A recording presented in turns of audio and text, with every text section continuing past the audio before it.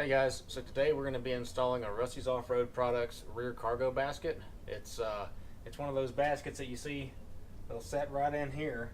That's big enough to fit coolers or tools or really just whatever you want, just for rear cargo organizational purposes.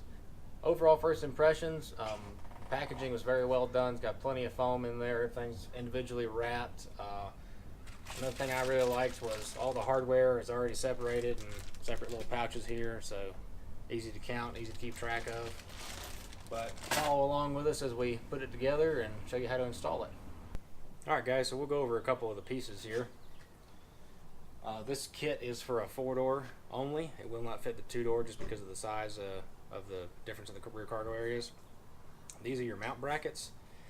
They're all laser cut and they fit together kind of like a jigsaw puzzle. As you can see, everything is tabbed and keyed so it fits together real nice, and then it's all welded and powder coated. Nice touch there with the Rusty's R.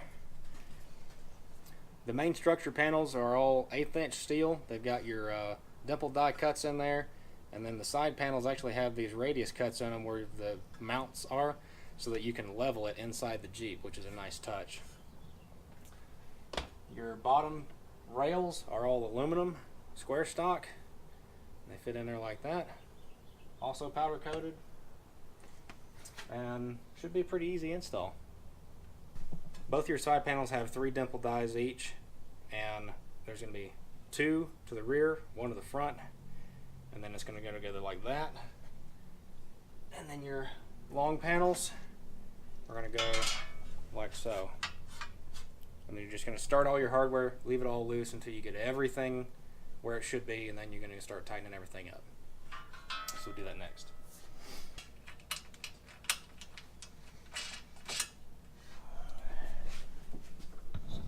They go together pretty simple. You it almost looks like you can't do it wrong, but they just slide right together.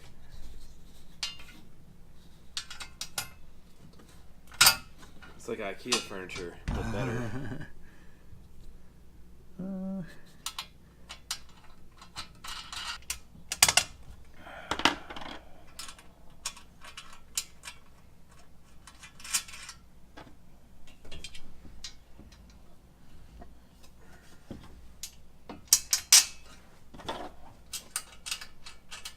Alright, so once you have all 4 of the top and all 4 of the bottom corners started, then we're going to go ahead and throw the side ones in. Again, you're leaving all your hardware loose until you have everything installed.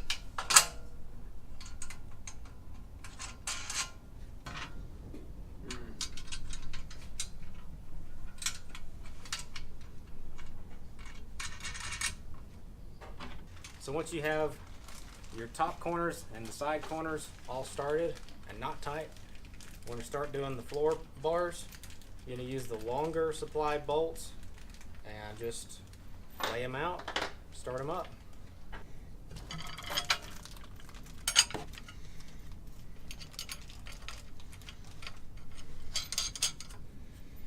Well, now that we've got all of our hardware started, to include the floor bars, we'll just give you a little quick show. That's what she looks like on the other side.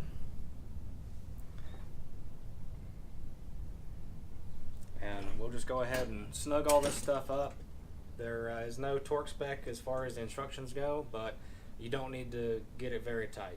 So just snug everything up, and then we'll move on to getting ready to install it in the Jeep. Alright folks, so now we're going to install our mount brackets onto the roll cage. For a soft top, you got to take the windows off and stuff like that, but since we're working with a hard top, all you got to do right here, already got the piece of Velcro, open her up, and it's these 2 holes that already have the nut plates in them. So you just take your long bolts with a washer on them, stick her through, and start them up. Pretty neat how it's already in there. Alright guys, these brackets only go on one side of the vehicle, so they basically orient themselves, so you really can't install these guys wrong. It's pretty nice how they did them like that. You want to leave them loose at first until you get everything situated the way you want it. check this out, guys. We noticed the seat belt fits perfectly over it and lines up quite nice. So yeah, Nice touch. alright, you might need a friend to help you with this part. Picking it up in here might be a little bit challenging for one person, but basically you just pick the rack up and bolt it to the brackets you installed to the roll cage. Remember, the 1 dimple die goes to the front of the vehicle and the 2 dimple dies goes to the rear of the vehicle, and we're just going to bolt it up in here. We're making a point to put the nuts on the inside of these brackets. We think that way it'll have a cleaner finish and hopefully just keep any luggage from snagging on the nuts. We're going to install these loose at first, and then we'll take and level the rack and tighten everything up. So now that we've got everything temp installed in here, we're going to go ahead and tighten up our mount brackets to the roll cage. Just make sure that you have your roll bar padding out of the way so that it sets up flush metal to metal.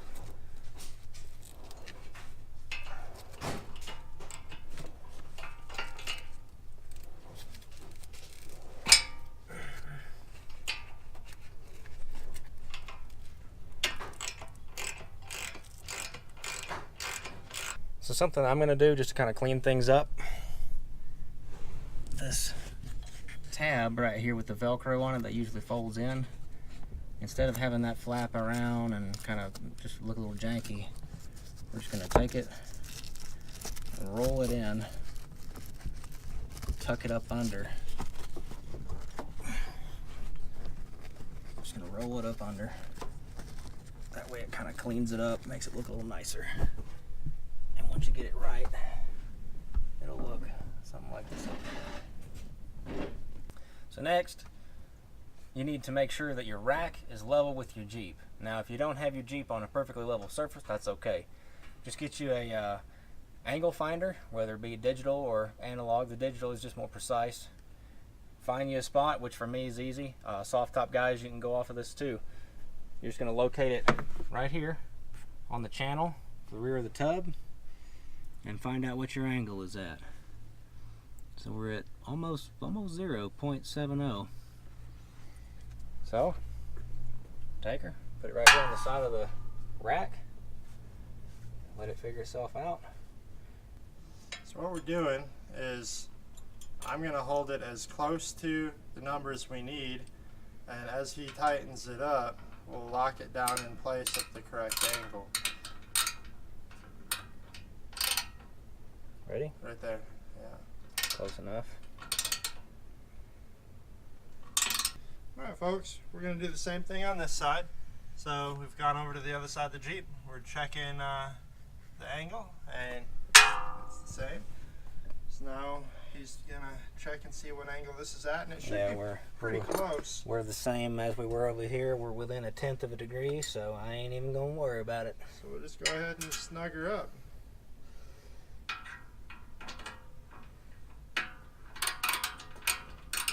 Well, folks, there she is in all of her glory. She went in there really easy. You know, you need a couple of basic hand tools and maybe a buddy, but pretty happy with it. This thing is made to be able to fit an ARB fridge freezer on the rack that'll have the fridge pull out underneath it. So pretty much any standard cooler is going to fit underneath it. Action packer totes, things of that nature. And with the hard top off, you'll be able to put a cooler up here. But with the hard top on, it's going to need to be a smaller cooler in order to just be able to fit it through here. Should be able to keep a lot more gear secure as opposed to just flying around in the back, you know, as you're bouncing around off-road. And another cool thing that we didn't think of until just now was I have a rear seat recline kit, which if you have a four-door JK and haven't done that, go look into that. It'll make your rear passengers a lot more happy. But it leans the rear seats farther backwards, which we thought might be a problem. However, I don't know if they designed it this way or not, it works. The rear seats touch the back of this rack, but you can still operate them and fold them and all that stuff just fine, even with a recline on it. So really happy with it. If you ever do need to take it out, once you have it level, all you really need to do is just take the 4 bolts that have the brackets to the roll bar off, and she'll come out. So pretty awesome. I'm really happy with it. Go check out Rusty's Off-Road Products. They got this and just about anything else you're ever going to need for a Jeep. All right.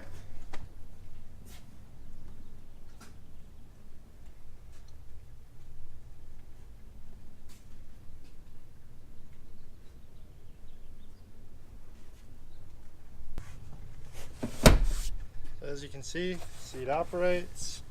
Boom. There's your rack. All kinds of room. That's pretty nice.